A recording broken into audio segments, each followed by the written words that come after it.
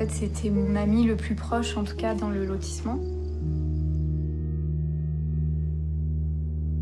On a toujours eu un lien comme frère et sœur. On se disait tout et on s'est vraiment pu lâcher jusqu'à ce qu'après ils partent à Sallanches.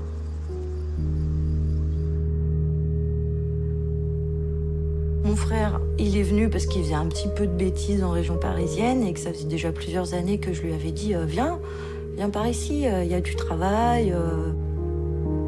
Et puis après, chez moi, ça s'est pas très bien passé parce que il travaillait pas, il sortait. Et à un moment, ça a clashé, donc il est parti de l'appart.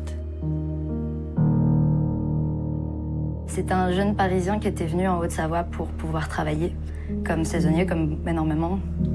Et donc voilà, c'est parti comme ça. Il avait une très belle énergie, il était toujours souriant, toujours rigolo. Il aimait beaucoup faire la fête avec les copains, profiter de la vie.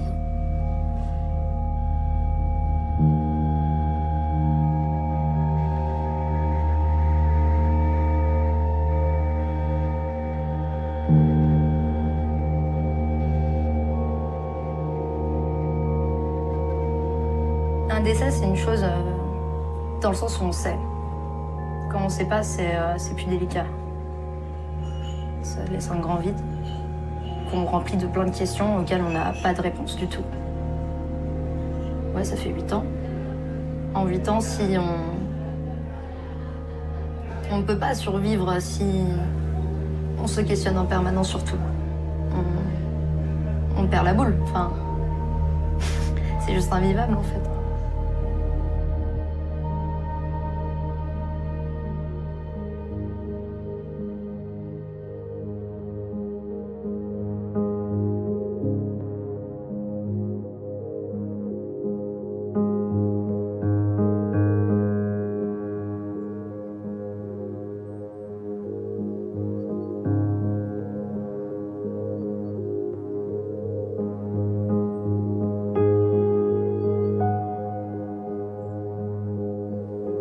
C'est quelqu'un qui était à l'entrée du fort, qui a vu sortir Jean-Christophe dans un état paniqué et qui disait que quelqu'un lui en voulait.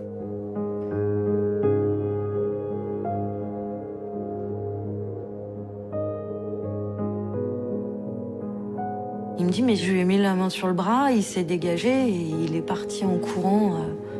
Et en fait, quand on est là-haut, on voit bien que partir en courant, il n'y a que la forêt autour. Il n'y a que la forêt. Jean-Christophe était considéré comme un tougher et du coup, on a estimé que sa disparition, c'était quelque chose de banal. Et puis,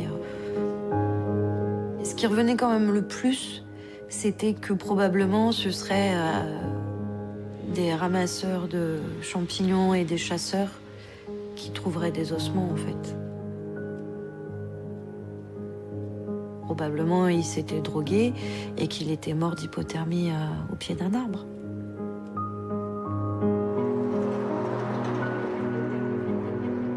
La disparition de Jean-Christophe coïncide avec la période où je suis venue m'installer en France. Comme lui, j'avais 23 ans et j'aimais aller en rêve party. Je comprends ce qu'il y trouvait, un espace utopique où on peut s'abandonner en confiance et oublier un futur incertain. Mais le futur de Jean-Christophe s'est brutalement volatilisé ce soir-là, comme absorbé par la nuit.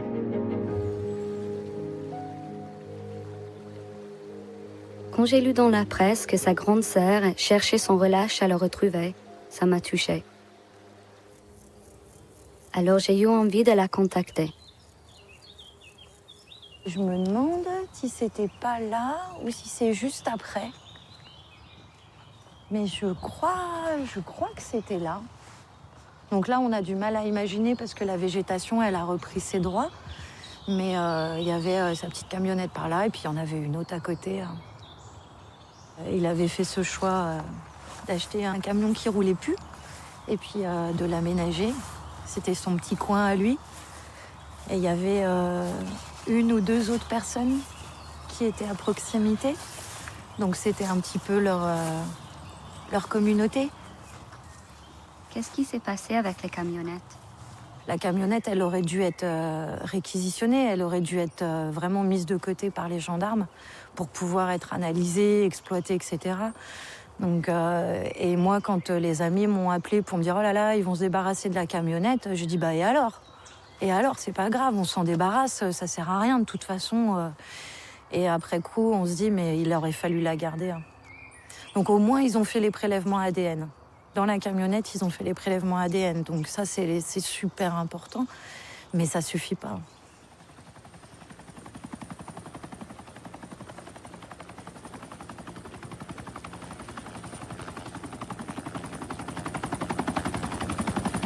Le premier mois, même les 2 mois, il y a des recherches. Ils recherchent le corps, ils recherchent un cadavre. Il y a des moyens qui sont mobilisés. Le problème, c'est après. Après, il n'y a plus rien. Après, les gendarmes, ils savent plus quoi faire.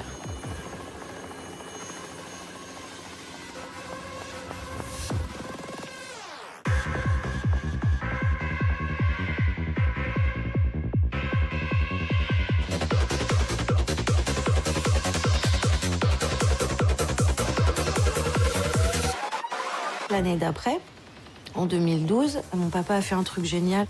Il a ramené une grande barnum en se disant les gens qui sont venus l'année dernière, ils vont revenir cette année et peut-être qu'ils l'auront vu, peut-être qu'ils savent où il est, quoi.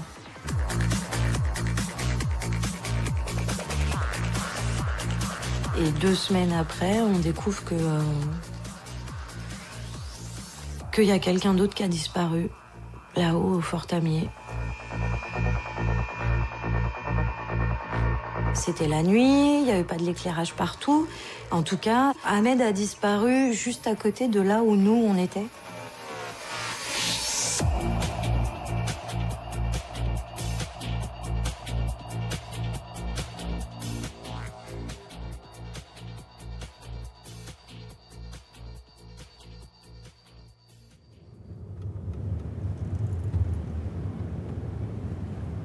Tu le voyais souvent, Ahmed? Par moments, il m'invitait à manger ou prendre un café avec lui. Et il aimait bien nous faire rire. Alors c'était agréable, quoi, de le voir. Parce que ça nous remontait le moral. Et puis il était rigolo. Il aimait bien nous faire le comédien. Donc du coup, ben, c'est sûr que ça nous manque aussi, ces moments-là. Je viens, oui, souvent me recueillir devant son appartement. C'est toujours dans l'espoir de le voir aussi. Hein. Je me dis, je sais que c'est impossible, hein, parce que je me suis fait une raison depuis le début, mais je me dis, bon, ben voilà, au moins, je passe par là, au moins, je pense encore à lui, toujours, quoi.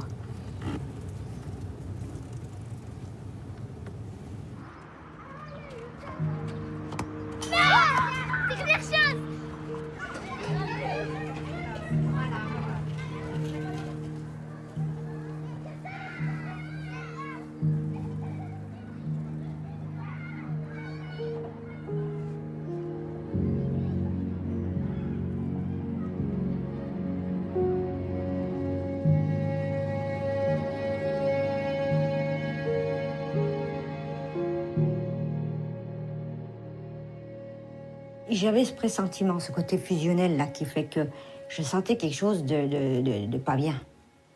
Et après, 5 jours après, un copain, mon frère, m'a appelé pour me dire voilà, qu'il est parti à la soirée du Fort du Tamier avec un copain, que le copain est revenu sans lui, qu'il lui a expliqué que le copain a eu une bagarre avec les vigiles, qu'il aurait perdu Ahmed, et qu'après, il a dit qu'il s'est passé quelque chose de grave. Je ne comprenais rien du tout. Je me disais, mais... Et en plus, quand j'ai été faire le signalement de disparition, la dame me prenait pour une folle quand je disais que, voilà, je suis sûre qu'on a assassiné mon frère. Eh bien, elle me prenait pour une folle. Là, on se sent vraiment, mais on se dit, on se retrouve complètement tout seul et on n'y comprend plus rien.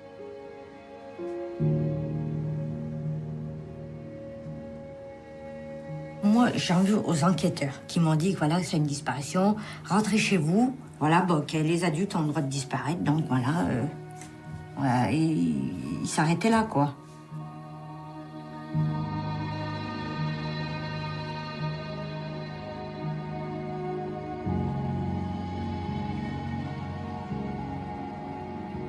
2 hommes ont disparu et ce sont leurs sœurs qui les cherchent.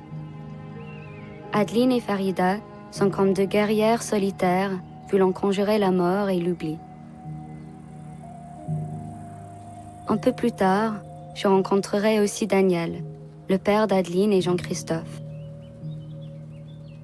Le mystère insondable de ces disparitions les a fait basculer, tous, de l'autre côté du miroir, dans une sorte de réalité parallèle.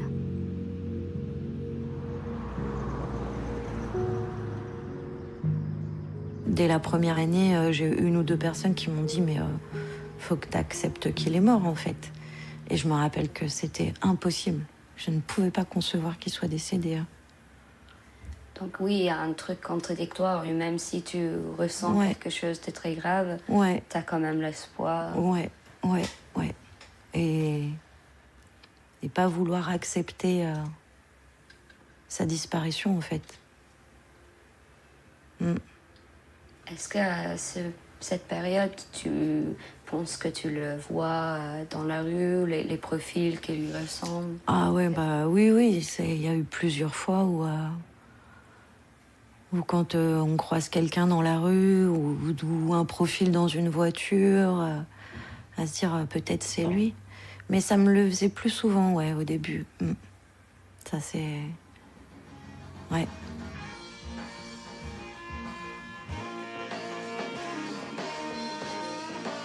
Ça, C'était en 2003. Ok, 2003. Ça, c'est un vieux montage. C'était au début, quand je commençais à...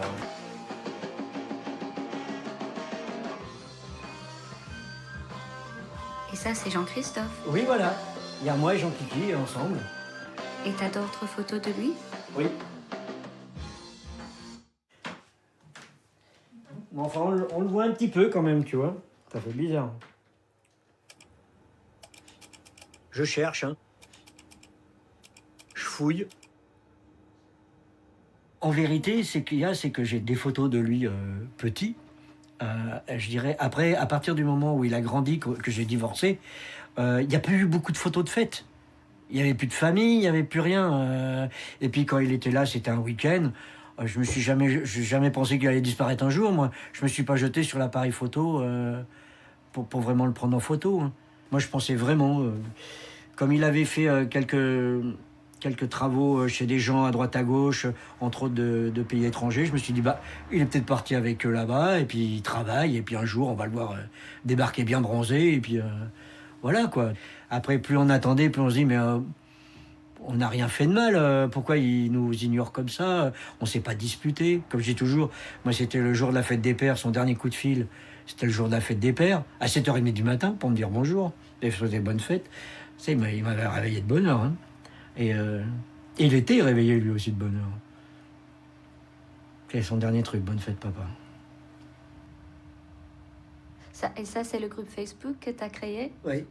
Ça te rassure que les gens te suivent? Mais il y en a d'Italie, d'Espagne, de Suisse, il y a des gens de partout. Alors, c'est très très important parce que nous, on pensait que Jean-Christophe était... Enfin, moi, du moins, je pensais qu'il était vivant.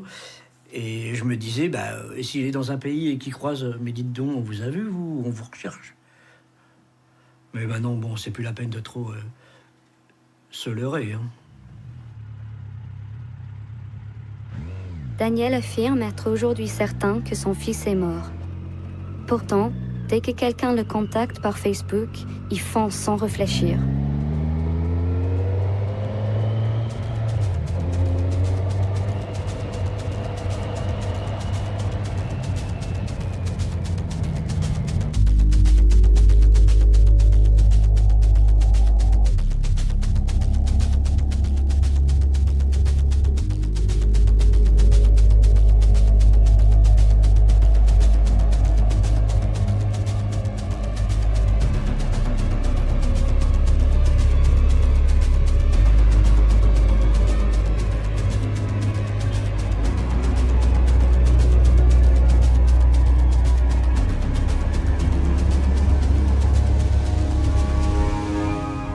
J'explique pas la déception quand tu vois le mec qui arrive et que c'est pas lui. En 0,2 de seconde, tu te dis, putain, c'est pas lui.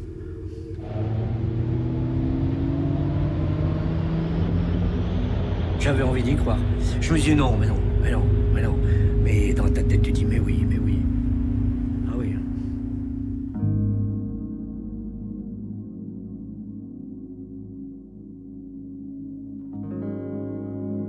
J'étais au travail et puis mon téléphone sonne, je décroche pas tout de suite, on laisse un message.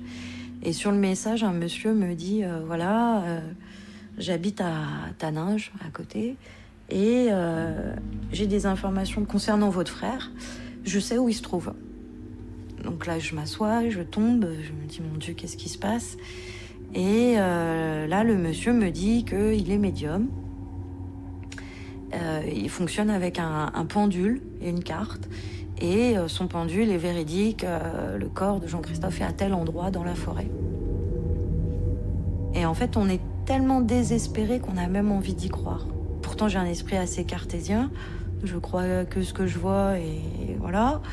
Et là, je me dis peut-être on va essayer en fait. Donc, on a été sur place avec le médium pour chercher les ossements de mon frère.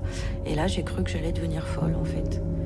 Parce que dans les bois, à remuer les feuilles, la terre, et à essayer de trouver. Et bien sûr, on n'a rien trouvé.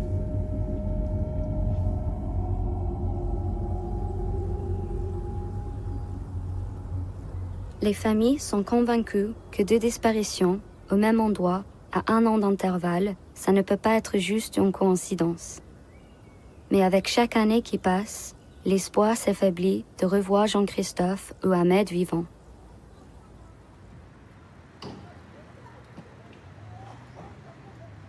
La disparition de 2 marginaux ne semble émouvoir personne. On dirait que je suis la seule oreille qui écoute les familles, alors elles me parlent. Un soir, je découvre un nouveau pan de la tragédie familiale de Farida, alors qu'elle me montre les quelques rares photos qu'elle a. Il y en a une en particulier que j'aimais beaucoup quand il était jeune. Et je le trouvais, j'aimais bien là, sa tête, il était bien mon frère là. Quand Ahmed a disparu, c'est vrai que mon frère, Mustapha, lui, ça l'a encore plus touché que nous, parce qu'il a une maladie. Hein, mon frère était bipolaire, Mustapha. Et il a été beaucoup plus sensible à cette affaire, parce qu'ils étaient proches et ils faisaient beaucoup de choses ensemble. Il supportait pas et il acceptait pas cette disparition. Et puis du coup, Mustapha, pareil, s'est fait assassiner 2 ans après Ahmed, au parc du Vernet de Chambéry. Là, il a reçu des coups de couteau par un jeune. Apparemment, il aurait demandé une cigarette, puis après, ils auront discuté un peu, ils se sont posés sur un banc. Et le jeune a dit qu'il avait eu... qu'il y a eu, soi-disant, cette pulsion de vouloir l'assassiner.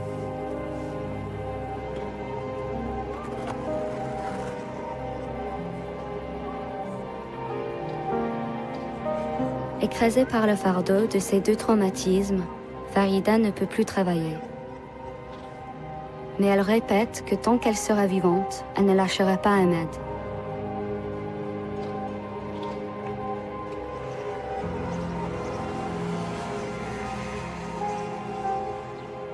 L'assassin de Mustapha a été arrêté et jugé quelques années plus tard. Au moins, Farida a pu faire son deuil pour ce frère.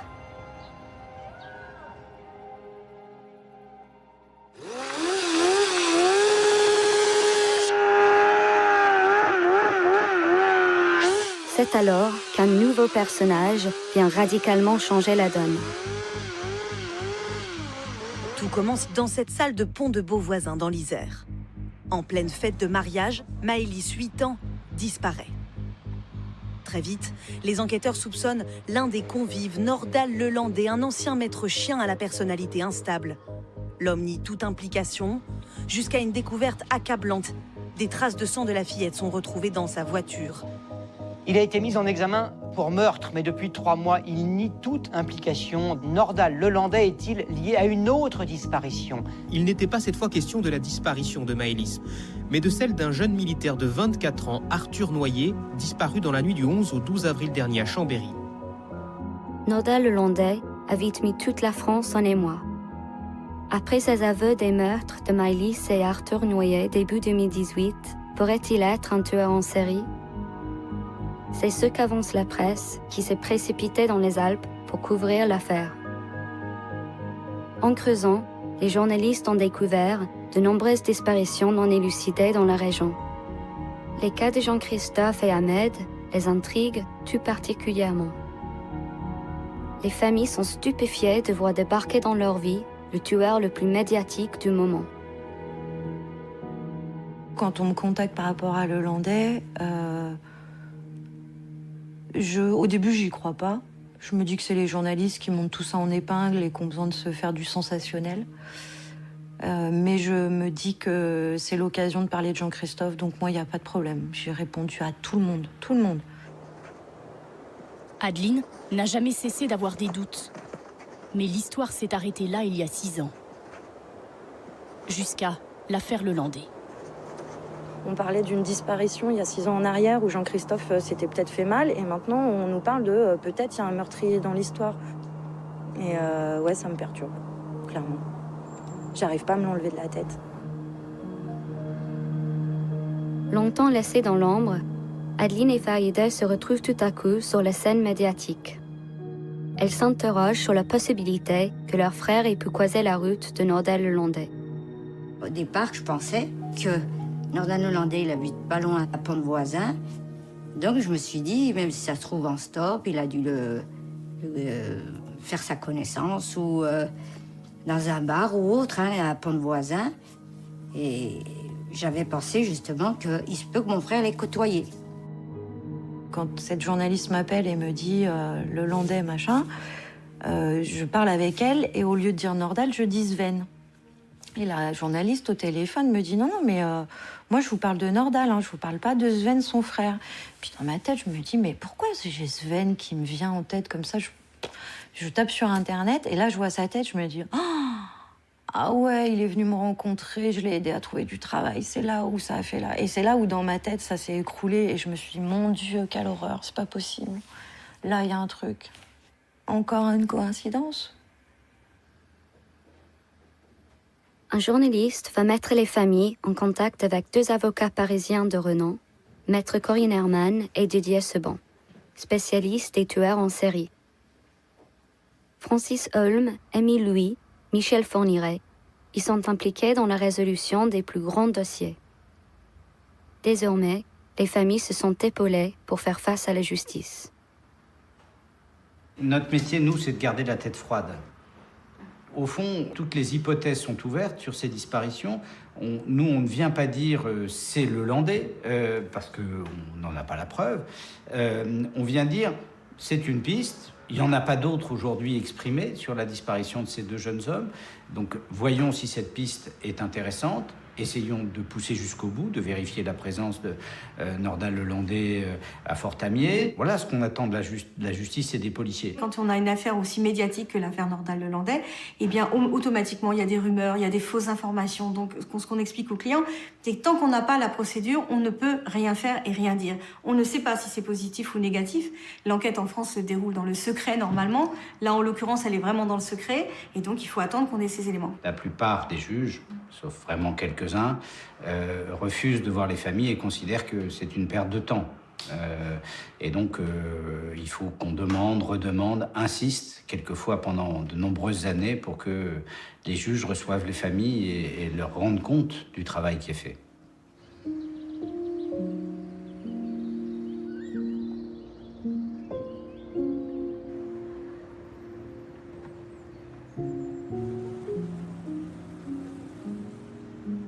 Je retrouve les familles en novembre 2018 devant le palais de justice de Chambéry.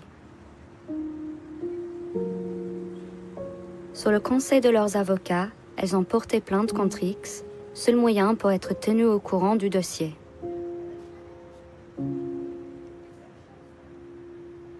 C'est un grand moment pour elles, car elles vont enfin rencontrer un juge d'instruction.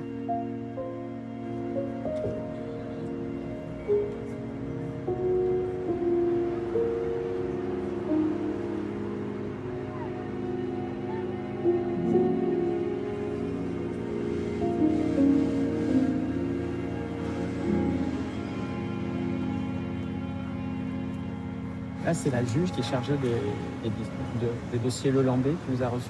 Alors ça, moi, je ne m'en suis pas occupée. Ce que je sais, c'est que c'est la juge qui s'occupe de Jean-Christophe. Et ce qu'elle nous a bien dit, c'est que le Landais n'est pas une fin en soi et qu'il y a énormément de pistes à travailler. Et vraiment, nous, ce qu'on veut, c'est qu'est-ce qui s'est passé pendant cette soirée. Nous, ce qu'on veut savoir, c'est comprendre ce qui s'est passé. Après, ça ne se résumera pas à un individu.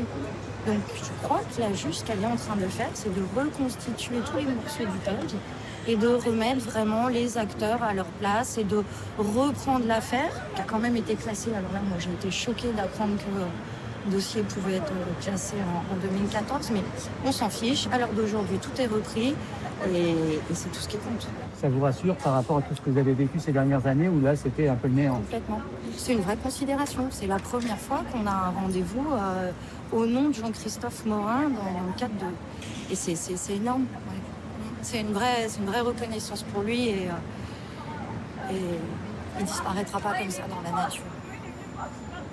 Je suis désolée, ça va être trop pour moi par contre. Très bien. Alors, vous, en tant qu'avocat,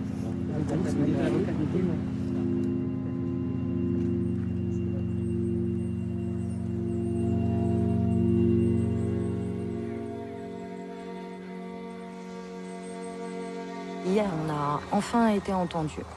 On a été enfin considérés par la justice, par l'État, par l'administration. Et c'est énorme de savoir qu'enfin, il y a un dossier qui existe avec des choses qui sont faites.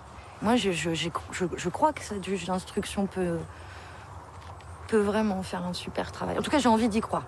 Parce que je crois que, ouais, moi, ce que j'ai compris hier aussi, c'est je me pose toujours la question de me dire comment ne pas tomber dans la haine. Si on apprend qu'on a fait du mal à Jean-Christophe, comment ne pas vouloir tuer la personne? Pourquoi? Enfin, c'est un moment, c'est humain, on a envie de... Et je veux pas ça, parce que je sais que c'est toxique et je sais qu'on sera tous malheureux. Donc ça, je veux pas. Moi, je suis sous antidépresseur, je vois une psychologue. C'est pas que à cause de la disparition de Jean-Christophe, mais c'est certain que ça aide pas et que... Et du coup, si on a ce travail de la justice qui est fait à côté, c'est comme si on pouvait donner quelque chose sans culpabiliser. Vous vous occupez de Jean-Christophe, on peut aussi vivre à côté.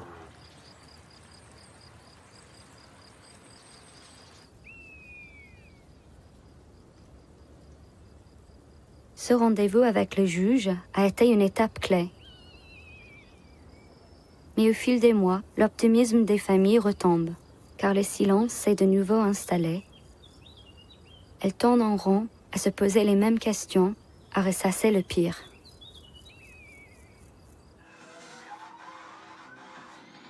Daniel, lui, ne peut simplement pas rester les bras croisés à ne rien faire. De manière quasi obsessionnelle, il mène sa propre enquête en ligne.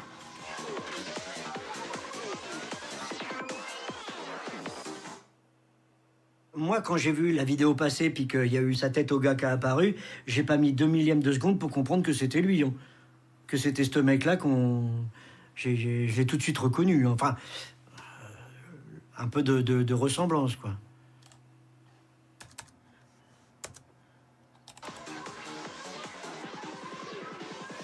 Et tu l'as remontée, cette vidéo? Moi, j'ai pris que les séquences qui m'intéressaient, bien sûr. Et j'ai mis des images bout à bout, comme je fais mes petits montages vidéo d'habitude, quoi.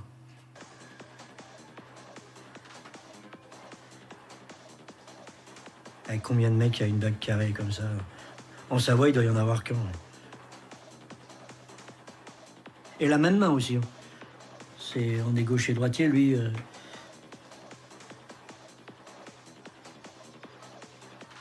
Voilà, puis ça finit par la question, parce que je voulais... c'est un peu question d'interpeller tout le monde, quoi. Et tu cherchais la réponse des gens pour bousculer un peu. Et il y en a qui voient comme toi? Ah oui. On va dire 70 pour et 30 contre. Je crois, hein, à peu près. Je me suis jamais trop posé la question. C'est la presse ou le juge qui a dit que c'était pas... Alors là, c'est le juge lui-même qui nous l'a dit quand on a été là-bas. Non, mais dans la vidéo, on peut pas considérer que c'est lui. Il y a un tatouage, alors on s'arrête là, on jette l'affaire. Et alors allons-y, il a pas tué Maëlys. Hein, tant qu'on y est, on a qu'à aller jusqu'au bout, quoi. On a affaire à des bons animes, et lui, c'est un gros... on va pas dire de gros mots, quoi. Un gros enculé. C'est lui le coupable. Alors je me sens responsable, moi, c'est de pas réussir à tuer ce mec ou lui casser la gueule ou le poignarder bien profond pour lui faire avouer où est le camp de mon fils. Ça, j'aimerais bien qu'on me le laisse 10 minutes, celui-là. Parce que je mettrai pas longtemps à le faire parler, moi. Ça, c'est ce qu'il y a de sûr. J'ai une haine, mais alors... Bon, je vais me calmer.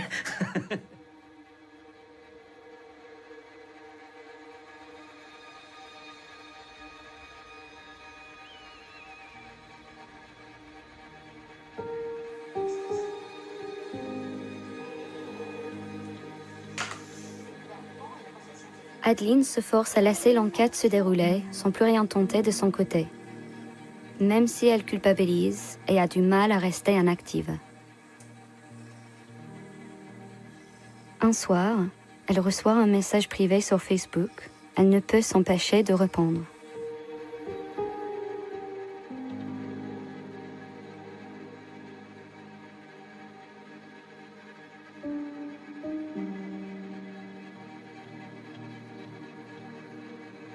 Il y a un bonhomme qui me contacte et qui me dit que par une suite d'événements en prison, il y avait une carte SD du téléphone à Lelandais qui avait été récupérée et que dessus, il y avait des personnes de torturées, dont Jean-Christophe.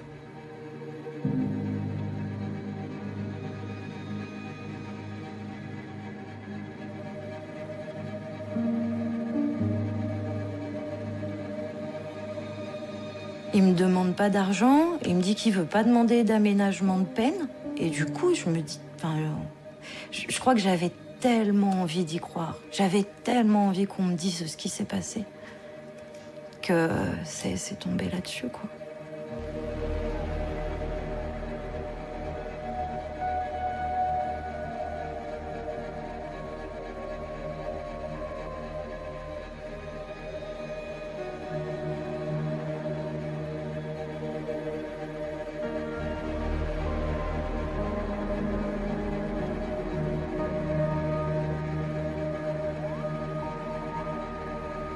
Pendant 2 semaines, il m'a retourné le cerveau. Et j'ai vraiment cru qu'on allait savoir ce qui était arrivé à Jean-Christophe. Il me dit dans quelle prison il est incarcéré, il voudrait que je vienne le voir, que ce soit moi qui vienne récupérer la carte SD. J'étais à 2 doigts de le faire. Et au final, il me dit qu'il va l'envoyer par courrier à l'avocate. Les jours passent et l'avocate me dit qu'elle n'a rien reçu. Et c'est là où je comprends qu'en fait, tout ça, c'est faux. Et c'est après ça que j'ai quand même sérieusement décompensé et que la psychologue m'a orientée vers la clinique, que je fasse une coupure, une pause.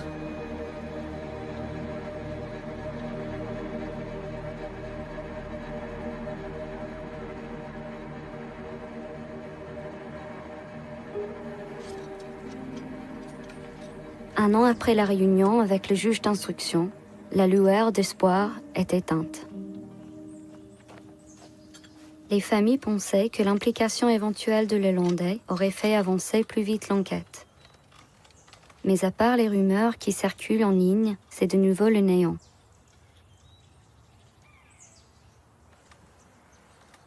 Daniel décide de reprendre les choses en main pour le 8e anniversaire de la disparition de Jean-Christophe. Et voilà, ça commence à prendre tournure.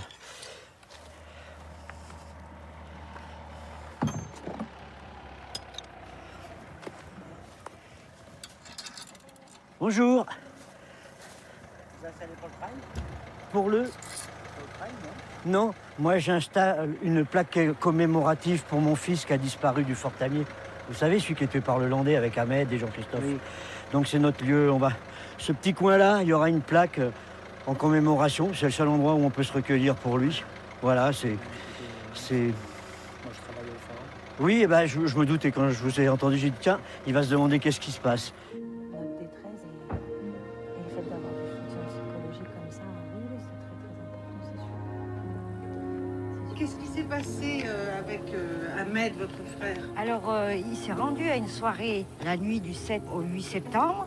Et depuis, on n'a plus de nouvelles. C'était justement, comme il était marginal, il serait parti de lui-même. En effet, la justice ne nous reçoit pas, ne nous tient pas au courant et officiellement, on n'a rien de plus dans le dossier. Donc ça, c'est ce qui rajoute à la douleur et à la colère, en fait. La vidéo qu'on voit avec le gars qui lui ressemble, avec la même bague, quand même aussi, hein, la même dégaine, la même coupe de cheveux, la même arrogance, ça commence à faire beaucoup. Quand même, on sait aussi que la famille Lelandais connaissait la famille de Amadou, le deuxième disparu. Il y a un moment, il va falloir que, quand même, ça se... Voilà.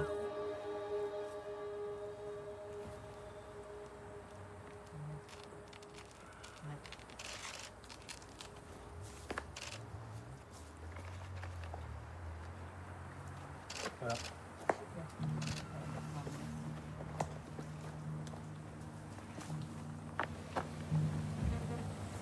Alors, c'est pas qu'on veut pas parler, mais je crois que dans la famille, on n'est pas très discours... Bon, je vous préviens, je suis pas d'une grande éloquence. C'est dur. Et puis vous, merci d'être là. Non, au moins quelques-uns dans les médias qui, j'espère, diront à toute cette justice ce qu'on pense d'eux. Vous avez assez interviewé pour bien comprendre qu'on n'est pas spécialement satisfait. Ça, c'est notre cimetière maintenant. C'est ici qu'on pourra se recueillir pour Jean-Christophe et Ahmed. C'est ici qu'on pourra mettre nos fleurs. Et voilà. Je vous remercie tous. Merci.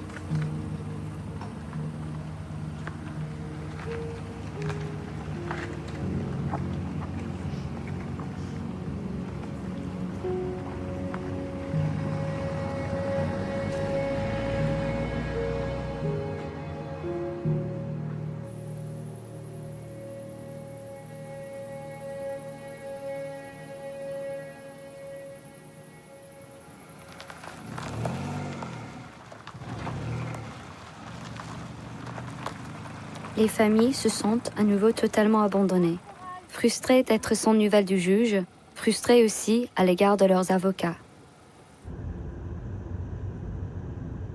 Mais pour l'heure, c'est une autre affaire de disparition qui mobilise Corinne Herman et Didier Seban. Des années après la disparition d'Estelle Musin, le tueur en série Michel Fourniret est enfin passé aux aveux. De nouvelles fouilles s'apprêtent à avoir lieu pour tenter de découvrir le corps.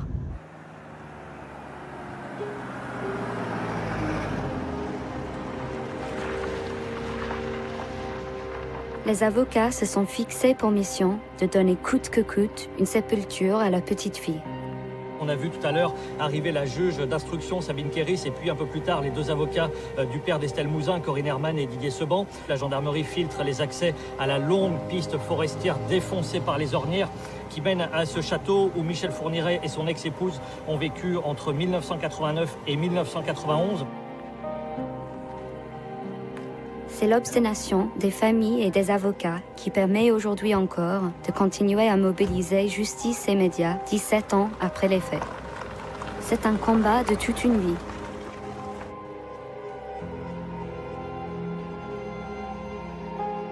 Pour Adeline, Daniel et Farida, qui ont le sentiment d'avoir déjà tellement attendu, c'est la confirmation que le temps de la justice s'inscrit dans une autre dimension.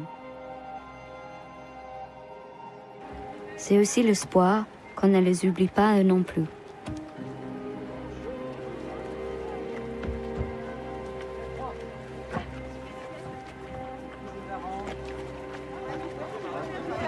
Venez Corinne ou pas? Allez là. Ah, la star. The Queen of Colcase est avec nous. Bon. Comment s'est passée la première journée? Aujourd'hui, il n'y a pas eu de découverte significative, mais les recherches sont prévues sur toute la semaine. C'est un travail très méthodique, très sérieux qui est mené à la fois par la gendarmerie, par l'armée. Est-ce que c'est peut-être les recherches de la dernière chance? Ce ne sont jamais les recherches de la dernière chance. Avec Corinne Herman, nous avons l'habitude de dire qu'il y a toujours un espoir, qu'il faut toujours se battre et que, effectivement, c'est un moment important. On en espère beaucoup, mais si ce que je ne veux pas croire, on ne répondait pas aux questions que se pose la famille, il y aura sûrement d'autres démarches et d'autres enquêtes. Merci.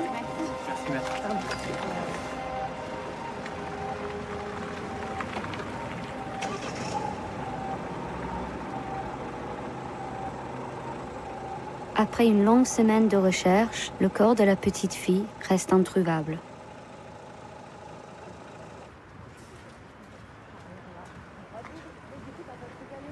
Trop de temps a de nouveau passé sans communication avec les avocats. Daniel, qui a appris par la presse une nouvelle bouleversante, a aussitôt demandé un rendez-vous au cabinet parisien.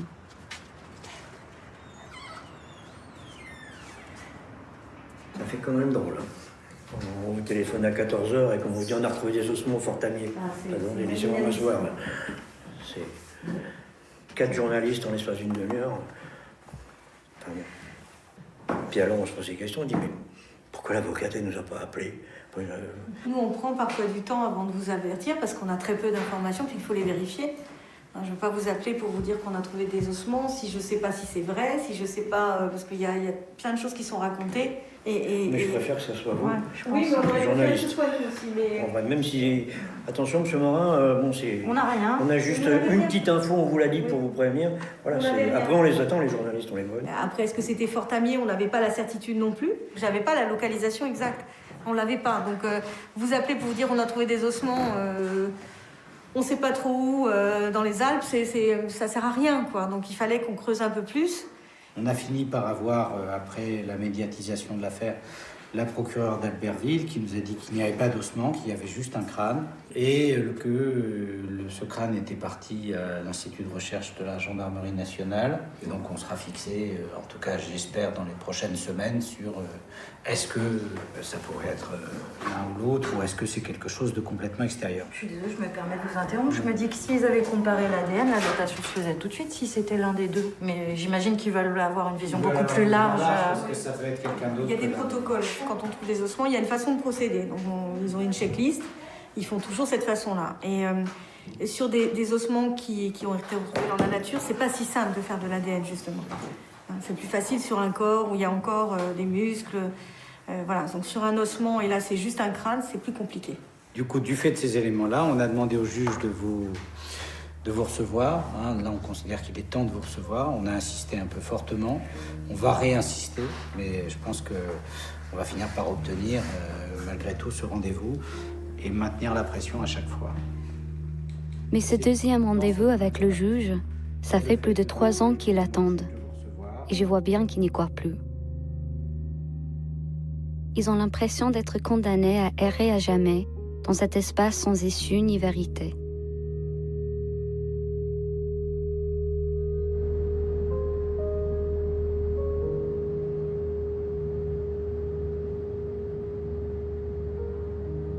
Adeline cherche courageusement à ne pas se laisser sombrer du côté des ténèbres et semble avoir trouvé quelque chose qui la raccroche à la vie. Je m'occupe des 16-17 ans, des scolarisés. Et je sais que c'est pas un hasard si je travaille avec ce public qui est dans cette situation, c'est-à-dire sans emploi, sans formation. Et j'essaye de pas faire de transfert, de pas avoir derrière chaque jeune mon petit frère que je veux secourir ou aider.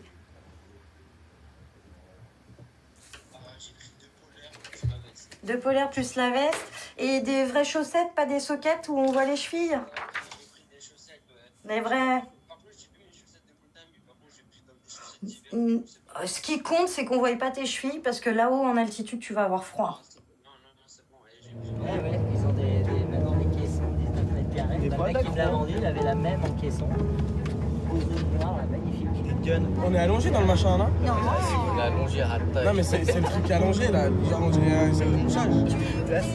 T'es assis mon pote. Ouais, Là voilà. je suis assis sur le vélo. T'es assis dans un espèce de siège en toile en fait. Je suis assis sur le monsieur. Tu vas lui casser les genoux.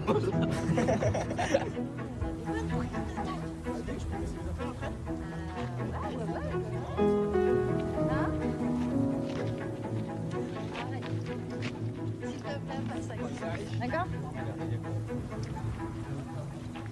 Bon alors, t'as la foi normalement, y a pas de soucis quoi. Non, non. Ça va bien se passer, t'inquiète. Tu peux être fier de toi. Mais ouais, tu peux te faire. C'est ça Enlève la l'essentiel. capuche. Bravo Raphaël. Voilà. Moi, la première fois que j'ai volé, quand on a atterri, j'ai pleuré. Une fois que j'ai retouché le sol, c'est là où je me suis mise à pleurer. Le stress. Le stress. J'ai fait un rêve. C'était maintenant 2 ans après la disparition de Jean-Christophe. Et dans mon rêve, il se pointait à la porte, ça sonnait, puis il était là, avec son petit sourire, nonchalant, comme si de rien n'était. Et je me rappelle de la colère que j'ai ressentie, que je m'en voulais, qu'on s'était tellement inquiété. Et lui qui disait mais non, mais tout va bien quoi. C'est quoi le problème en fait? Et ouais. Et ce rêve-là, il me fait du bien en fait, parce que je m'en rappelle vraiment et pour moi, c'est l'une des dernières fois où je l'ai vu. Allez, bon vol les amis. Les jeunes, il n'y en a pas deux pareils. Chacun a son histoire, chacun a son potentiel. Et ben voilà, c'est à nous maintenant. Allez, Et ça me fait du bien d'être avec eux, ouais.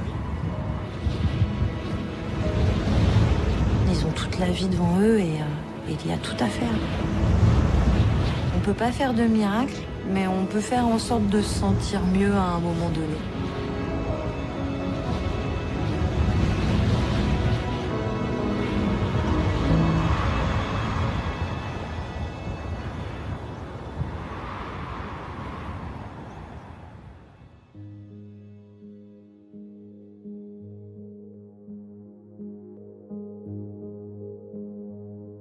Quelques mois après le rendez-vous avec les avocats, les expertises sont rendues. Le crâne retrouvé à côté du fort est celui d'Ahmed. J'avais peur de retrouver Farida effondrée par la nouvelle. Elle l'a pourtant vécu presque comme un soulagement. Désormais, elle sait que son frère est bien mort. Mais reste un long combat pour comprendre comment. Adeline et Daniel m'ont avoué leur déchirement d'apprendre que le crâne retrouvé n'était pas celui de Jean-Christophe, car ils sont à nouveau plongés dans le même jour sans fin. Daniel me dit quelque chose qui m'a beaucoup émue. Il m'a dit que si Ahmed n'avait pas disparu en 2012, Jean-Christophe serait tombé dans les oubliettes. Au fil du temps, il en est venu à considérer Ahmed comme son propre fils. 2 hommes ont disparu, mais ils seront toujours là à chercher la vérité, ceux qui restent.